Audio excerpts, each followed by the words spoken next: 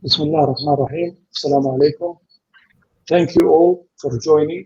Our topic today, the new norm, political, economic, and investment implication.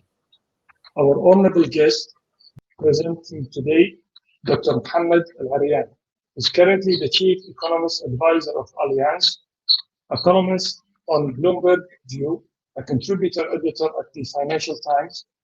He chairs Allianz International Advisory Board and Microsoft Investment Advisory Board. Chaired President Obama Global Development Council.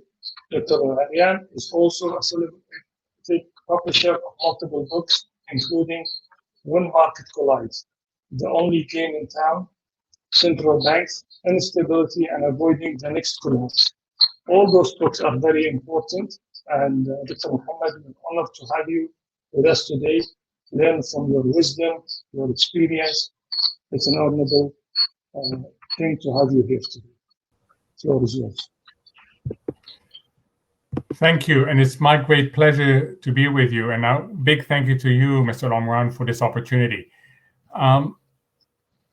In preparing with Mr. Omran for this, the idea was to have a conversation for all of you, and I must say it's a huge honor to be on this call with you. And to provide context for this conversation, I thought that I would start with a general characterization of the investment landscape, go from there to what the implications are, and then we open up to question and answers. And needless to say, I'm happy to answer whatever questions you have on whatever issues you have to the best of my ability. When you look at the investment landscape, you can either think of it as being incredibly complicated or at the other extreme as being incredibly easy. So let's go to each characterization. Why is it complicated?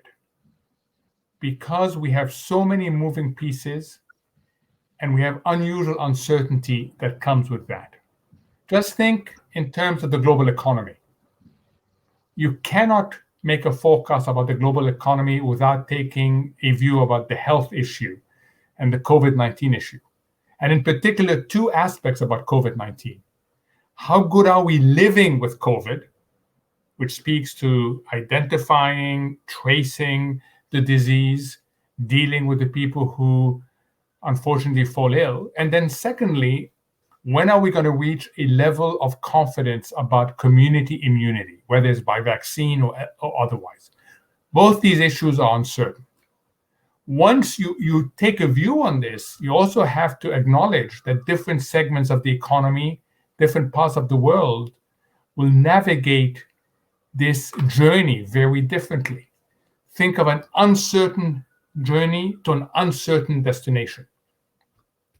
So in the short term, for an investor, they have to look at what is the risk of liquidity issues becoming solvency problems. And I'm going to stress the issue of solvency because that's what I call a non-recoverable investment mistake. Capital impairment, when you lose your capital, is non-recoverable. You also have to identify which trends are going to be accelerated and which trends are going to be derailed completely or derailed temporarily. And then over the long term, COVID has implications for globalization, for industry concentration, and for productivity. And that uncertainty, we live it every day, not only in terms of personal lives in certain parts of the world, but companies suspending guidance, companies telling us that they don't have visibility to what's ahead, so they cannot guide us on earnings. And on the other side, governments doing whatever they can, they're all in to minimize risks. So this is the overall economic context. It is highly uncertain and certainly the most uncertain I have dealt with in my career. And then there are more layers of uncertainty on top of the economy. One is simply information. It is very difficult to know what is safe or what is not safe. And this is important because ultimately the health of the global economy is going to be determined by a particular segment of a three-segment population. Let me explain what I mean. There's one segment of the population that is immune or operating in bubbles and that are healthy to engage. And the extreme of that are those of us now engaging in virtual space. We engage in virtual space because we feel safe. At the other end, there are people who shouldn't be engaging and are not engaging, either because they are vulnerable, because of existing conditions, or because they are ill. What really determines what happens is the middle part. Those people who are able to engage but not willing to engage. And that's important because that's about information confidence. It's about signaling confidence. And that uncertainty is not going to go away anytime soon. We're also seeing more geopolitical uncertainty. And it takes two forms. One are countries taking advantage of other people now focusing on COVID to become more aggressive geopolitically. Or alternatively, it is the blame game. And the blame game between China and the US that raises question marks, not only for those two countries, but for what are known as the dual option countries. Think of Australia. Australia benefits from the security umbrella provided by the US, as does Korea, as does Singapore, but also benefits from an economic relationship provided by China. And this dual option approach becomes more complicated the higher the tension between China and the US. We're also seeing a layer of socioeconomic uncertainty, which is the worsening of the inequality trifecta of income, wealth, and opportunity, and also recently the calls for greater social justice. And that's all before you start talking about the domestic politics of where I am is the US.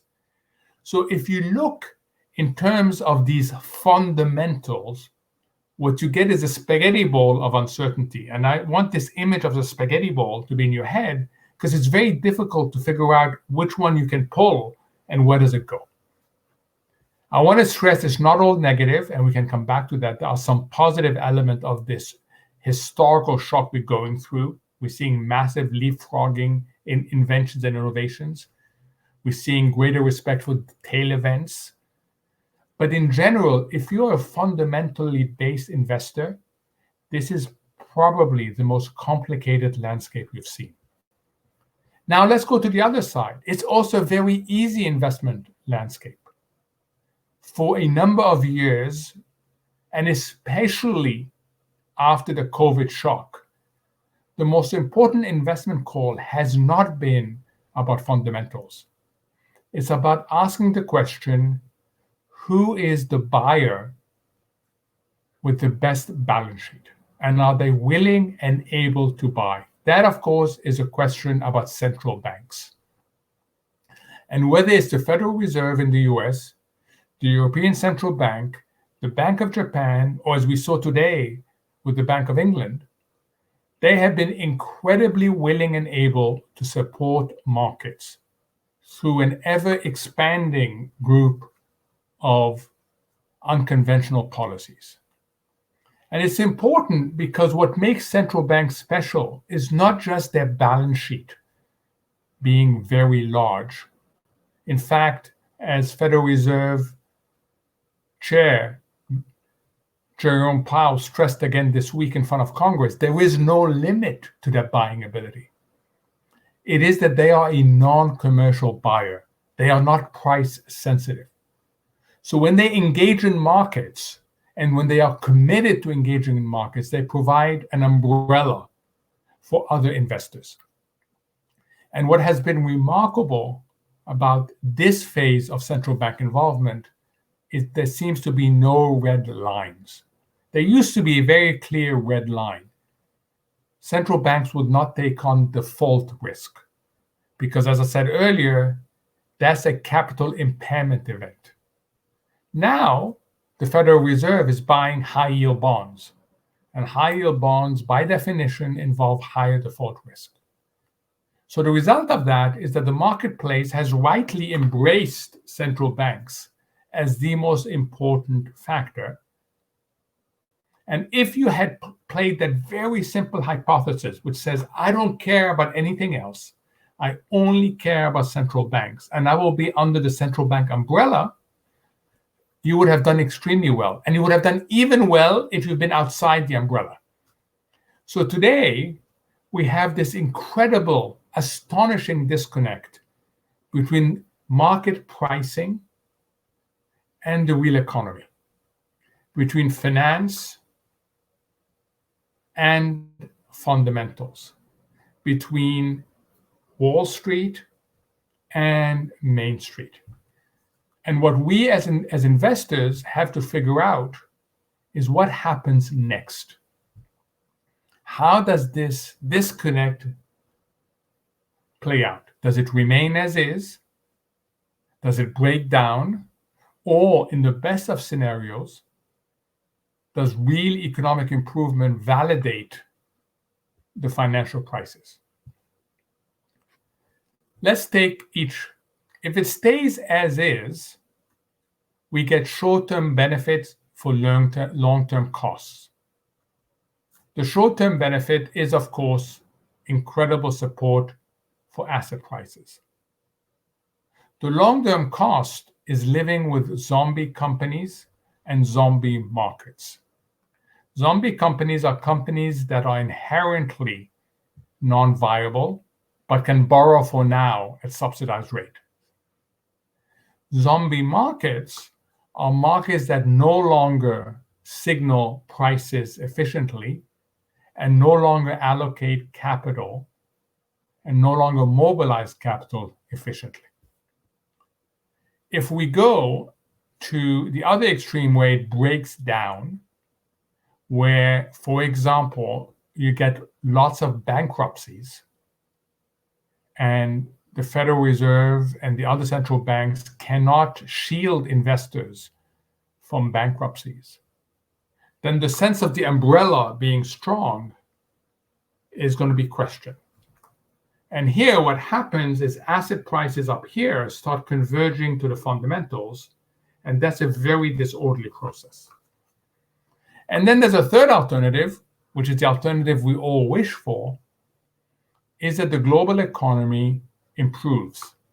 And the global economy validates the asset prices, which are very elevated, and allows central banks to exit.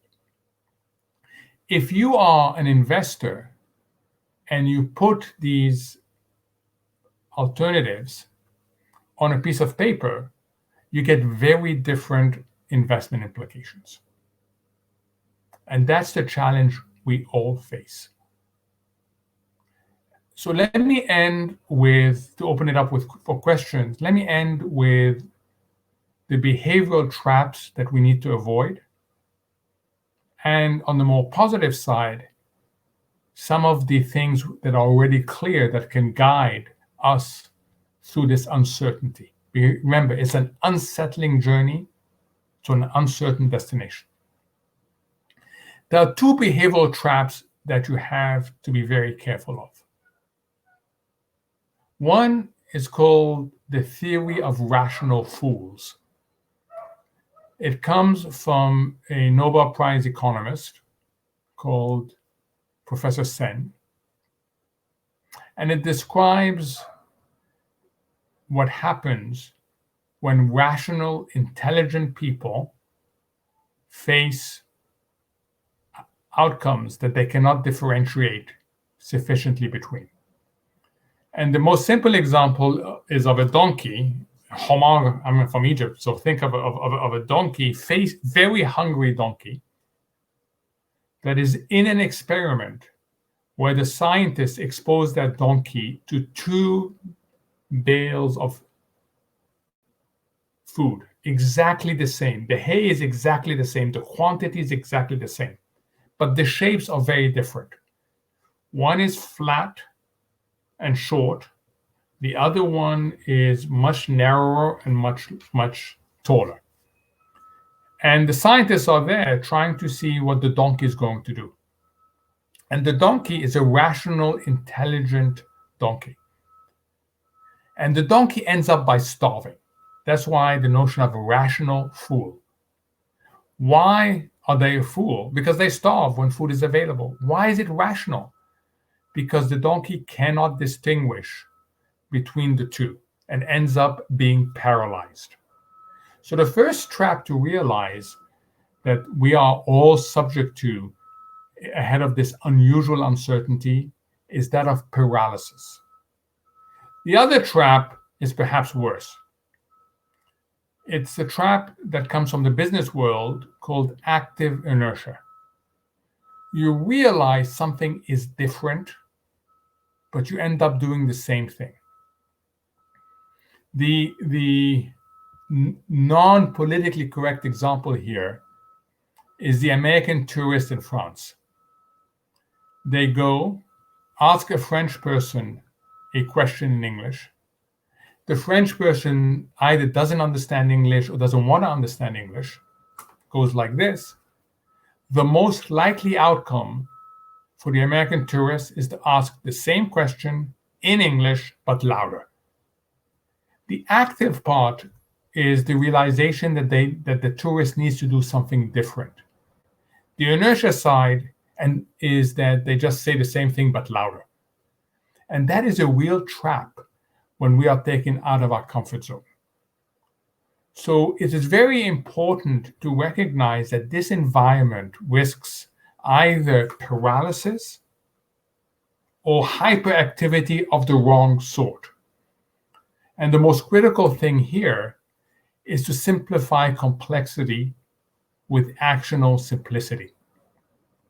Not to deny the complexity, but rather to see whether it can be simplified in an intelligent way to be actionable.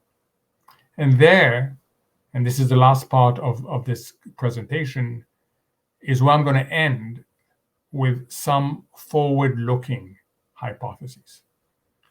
It is very important for investors today to understand that the central bank umbrella will stay with us, but will not protect what's outside the umbrella. So if you are taking risk outside the umbrella, you have to identify at least 2 of the following 4 factors. And if you don't, you shouldn't be taking that risk. So let me give you an example. If you're buying investment grade credit that the Fed is buying itself, then you can be comfortable that you have the benefit of that umbrella. If you're buying an equity, a stock that is outside the umbrella, it has benefited from the effect of the umbrella, but it's outside the umbrella, and you're not confident that the economy is going to recover really quickly, you need at least 2 of the following 4 conditions. You need a very strong balance sheet. You need positive cash flow. You need good management. And you need a business model that benefits both from the journey and the destination. Unless you have at least 2 of these criteria, you are taking high risk and you're not being compensated enough for it. Second, there will be market failures. And market failures offer opportunities for investors. So in addition to the public equity space, investors are going to be rewarded in places where there is a recovery from a market failure. So for example, if you are investing in certain developing countries, especially in Latin America, which is being hit very hard by the COVID, you should expect that there's going to be non-payments. There's going to be events of restructuring, of rescheduling debt. And being on the recovery side of that is a lot more interesting than being on the restructuring side of that. There is great opportunity in private credit for collateralized lending right now. Third, the vehicle really matters. Make sure that the liquidity of the vehicle is consistent with the liquidity of your underlying investment. Because what we have seen during this period of ample liquidity by central banks is that a lot of liquidity risk has been mispriced. And if you don't believe me that that's an issue, ask yourself, how could the Dow lose 7% in one day last Thursday on very little news? Because liquidity is so stretched. And then finally, I'm going to say, ask the most important question, which is not, am I going to make a mistake? Because mistakes are likely given the uncertainty of the journey and the destination. And most mistakes in the investment world are recoverable with time. But there is the one mistake that is not recoverable with time, which is capital impairments. So the last thing I would say is, in this world, unless you believe we're going to get over COVID quickly through a vaccine and the global economy is going to bounce back, make sure that regret minimization is your approach to capital impairment risk. Mr. Omran, thank you very much for this opportunity. And what I would like to do now is open it up to any questions that you or others may have. Thank you. Dr. Arian, thank you very much. Always very insightful and taking different perspectives from everything that we usually hear. What is the new norm? Or the new normal? So the original new normal was this concept that when you're hit by a major crisis, you don't recover fully, that you recover impairment. The image was always that you end up, the crisis puts you in hospital, and you come out of hospital, you can walk, but you cannot run. Okay, that is your new normal. And that's certainly what happened during the global financial crisis. We ended up, the financial system was in the ICU. It emerged and the economy emerged, but it couldn't grow as high and as inclusively. And as a result, we've had artificial growth and artificial financial stability. Now, the concern is that we're going to go into new normal 2.0. So let me tell you what people are most worried about. They're most worried about that when we come out of this crisis, we come out in an era of de-globalization. And unlike the two previous shocks to globalization, this one involves every segment of society in the advanced world: governments, households, and companies. If you look back, the first shock to globalization, 2010, was led by households. It was the pushback against marginalization and alienation. And the answer to that was inclusive capitalism. The second shock to globalization was in 2018 with the US-China trade war. That was led by governments. This time around, the concern is that all three are going to lead this.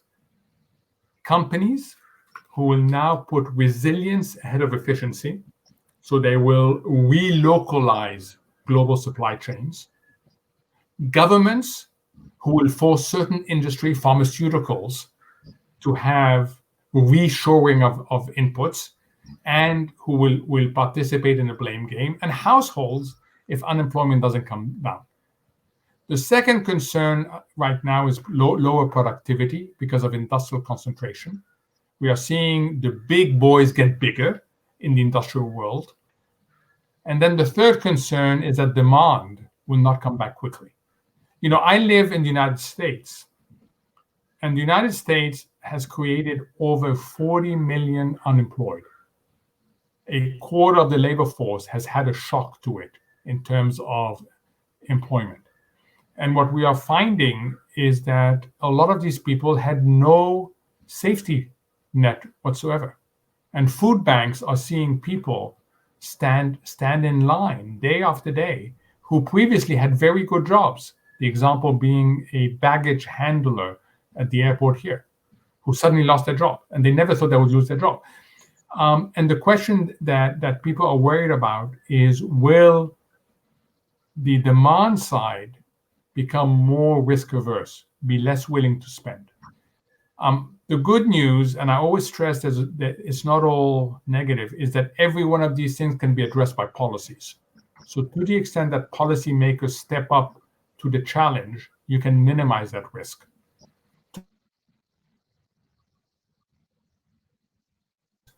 Then people are worried about this new normal 2.0. Dr. Valerian, we have Friedman have said once that inflation will always be there as a phenomenon in the economy. So, do you believe this is going to continue to be the case, especially for the developed world? Information, you said, right? No, inflation. Inflation. Oh, okay. So this is really tricky because if you look only on the supply side, everything I've just told you is inflationary. Deglobalization is inflationary. Industrial concentration is inflationary. Being forced by governments to do certain things that are not in your commercial interest is inflationary. So the question about whether we get inflation is more on the demand side. Do you get demand coming back quickly? Oil is a perfect example of why demand is so important. You can adjust supply much more easy than you can adjust demand. And what we saw happening to oil is the demand side let the prices down, and in fact, demand side is leading the prices back up. So the inflation question all comes down to, do you believe that the demand side is going to be damaged or not damaged? My own view is that we will come out of it in this more inflation prone than we've been before, but central banks will not react. Central banks will stay very loose for very long.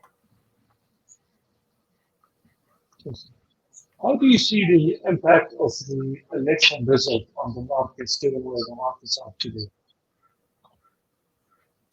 So far, the markets have completely put aside the election because depending on which day you wake up in the United States, there's a new issue.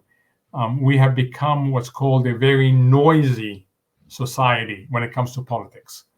It's almost impossible to predict what the issue is going to be next week because we have become truly almost like random in the political process on both sides of the spectrum. I think that as we get closer to the election, the market is going to have to price in issues. And let me tell you what I think is going to be the key issues going into the election and what are the implications for markets. Going into the elections, I think ultimately, this is an election that is going to be fought on two issues. One, who's the better crisis manager? As you can see, we already have a situation in Texas, in Florida, in California, where we haven't even exited the first wave of COVID crises, and we have increased hospitalization and increased cases. So the American voter is very conscious to who's the better crisis manager. And then the second issue that's going to be really critical is who's the better recovery president. Those are the issues that are going to be defining the election.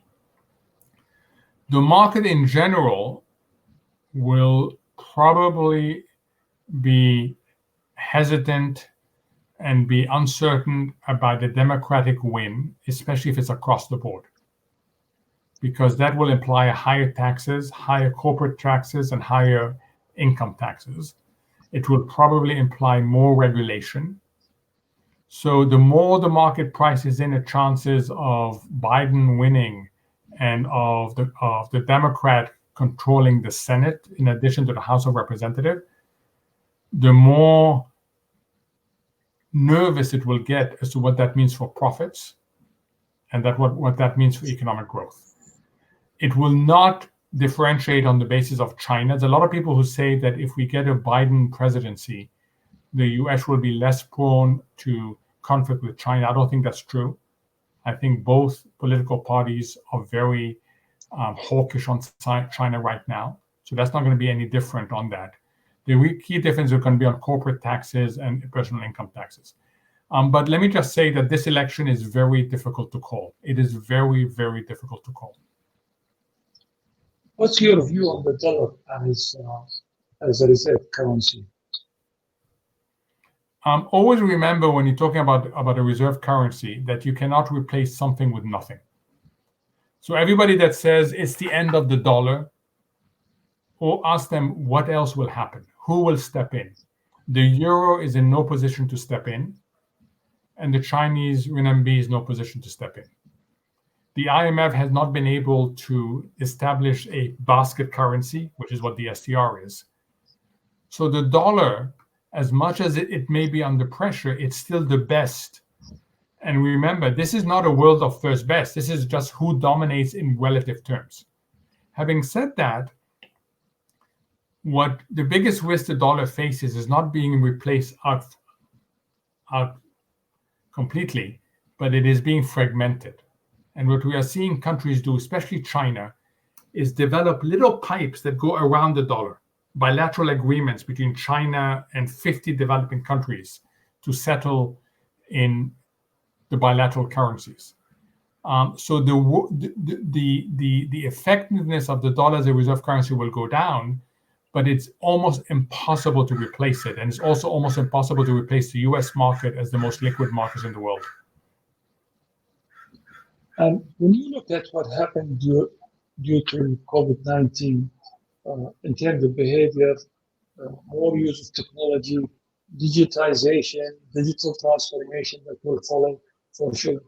How prepared do you believe that the society, the government, of all the job losses going forward? So it's funny because, I said certain trends have been accelerated and other trends have been derailed. A trend that has been accelerated is as if you press fast forward suddenly on it, is the shift from physical to virtual, the digitalization you just talked about. And much of that shift is not going to be reversed. So we have accelerated this move, and we have seen the consequence of these moves, which is certain people, including people on this call, are able to cope with this. We have the Wi-Fi, we have the computers, our children are able to transition to education online. But there are segments of the population that are unable to do that at all. Their jobs don't allow for that, or they're not able. You see this massively in education where certain people simply don't have access to high-speed Wi-Fi, internet, and do not have the computers. They don't even have the rooms they can go to do a lesson online.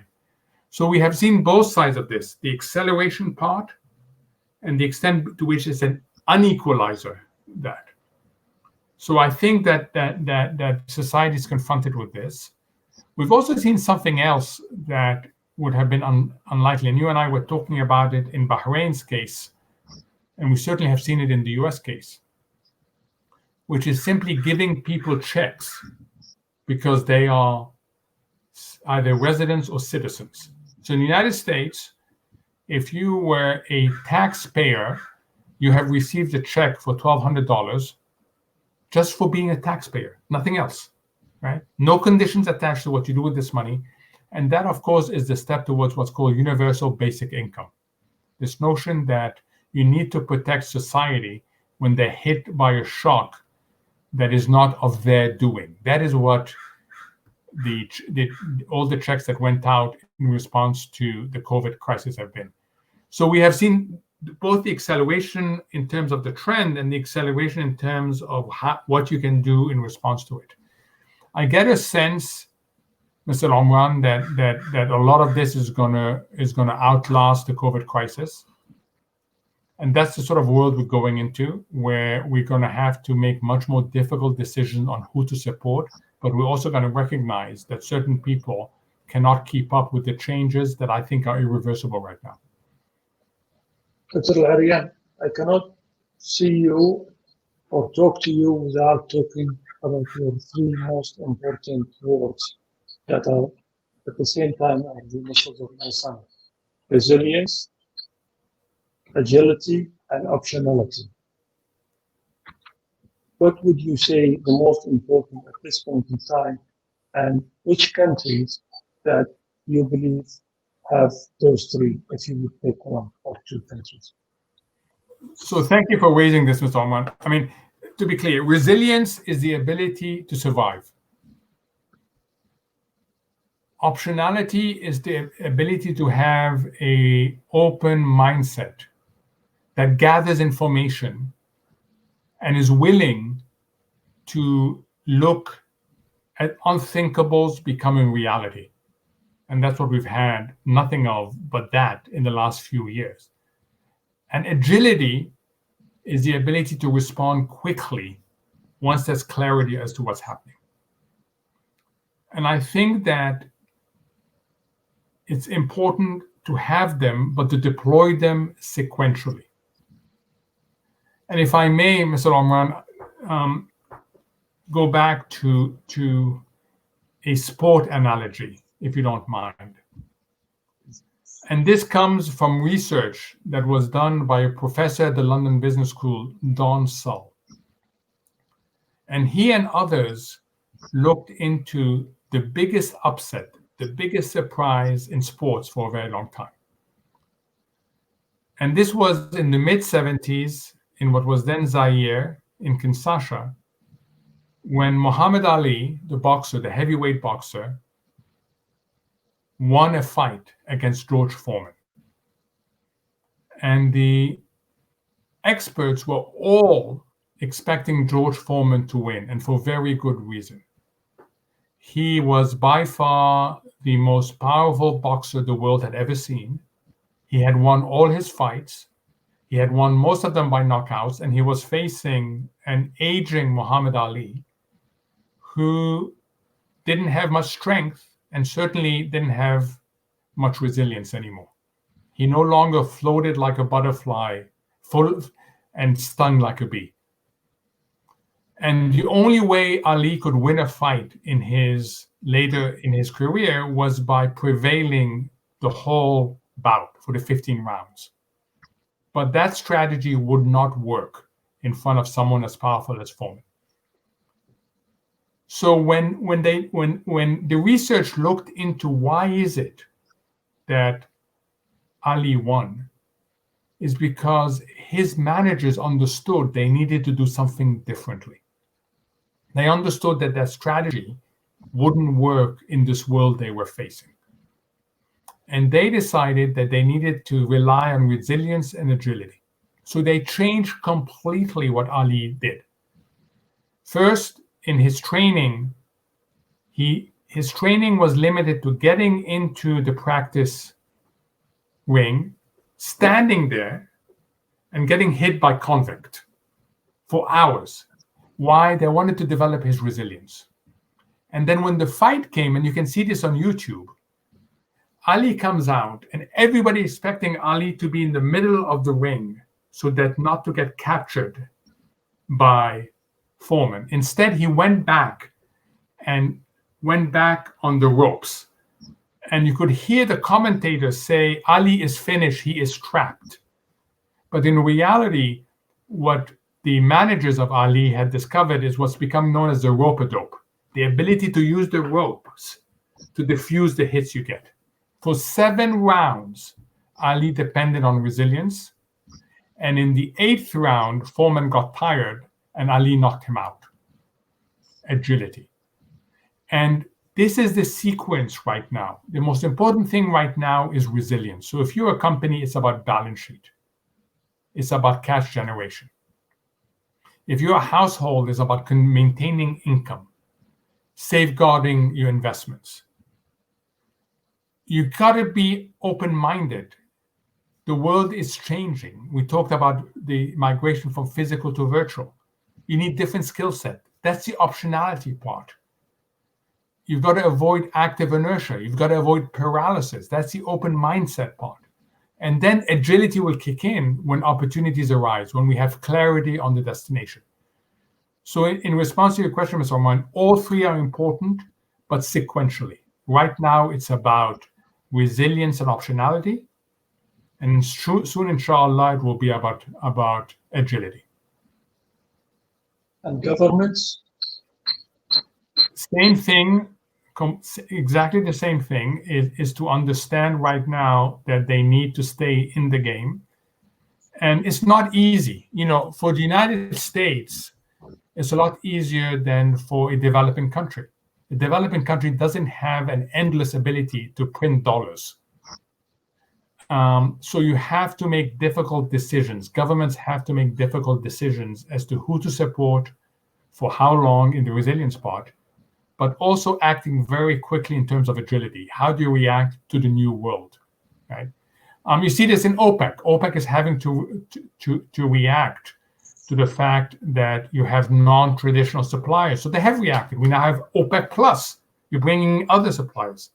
And you adjust differently in the way you agree to production cuts than you have before.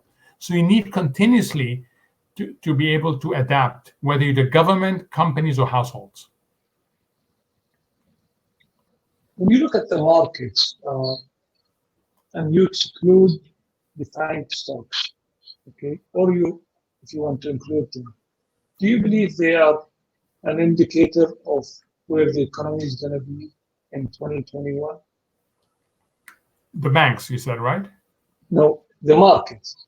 Oh, the market. No. The market is completely disconnected from the economy right now. Completely. And it's disconnected from the economy because the only thing that matters for markets right now is the support of central banks. Okay. So, and you know what? It has been a great, great ride. I call it the win-win.